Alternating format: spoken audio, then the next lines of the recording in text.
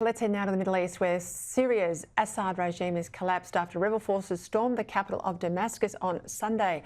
President Bashar al-Assad and his family have reportedly fled to Russia, where they've been granted political asylum.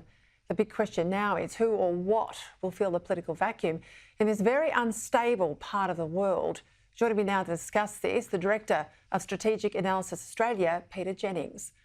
Well, he's ruled Syria, al-Assad, for about 24 years. Before that, of course, his father was in office from about the early 1970s.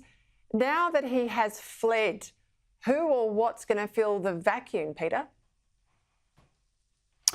So, Peter, Syria remains a patchwork of different insurgent groups, tribal groups, great powers with their own interests in that part of the world. The group which has had significant success in taking Damascus is called Hayat Tahrir al-Sham, or HTS, which we haven't heard of much before. Apparently, it spun out from al-Qaeda in 2016. And it's largely been running Idlib province, which is a province of Syria, in a way which balances Sunni extremist Islam with somewhat more of a moderate approach. They don't appear to be forming a caliphate or saying that life should be led under Sharia law. And we have a leader in the form of Mohammed al-Jilani, who seems quite photogenic. He's giving interviews to the New York Times, Peter. On the face of it, they look like a group which is interested in taking power as a political operation rather than as an Islamist caliphate. We'll have to see what comes from that. The other thing which I think is worth mentioning is that there's reporting to say that this group, HTS, and others around it appear to have a degree of Turkish support. And I think that's interesting because Turkey occupies a long northern border with Syria.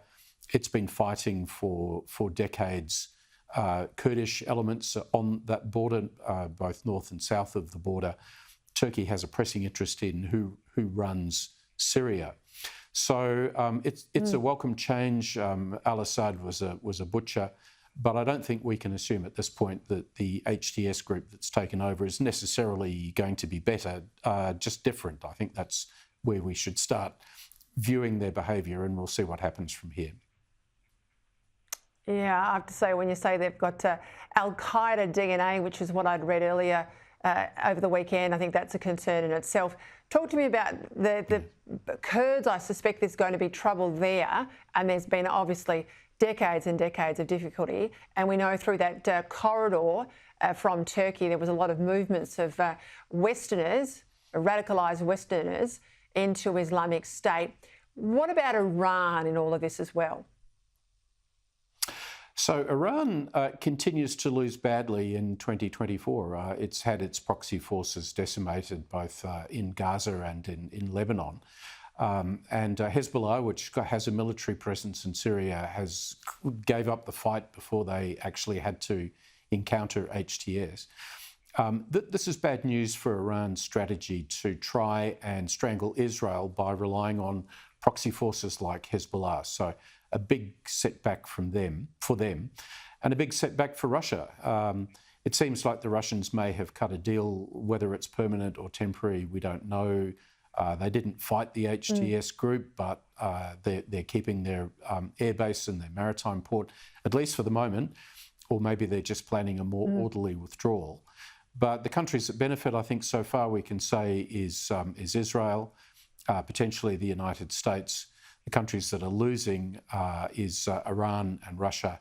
And the poor old people of Syria, they lose because they've traded one nasty regime potentially for another. I want to ask you a question in your capacity as someone who's worked at the very highest levels of national security portfolios in government in the past.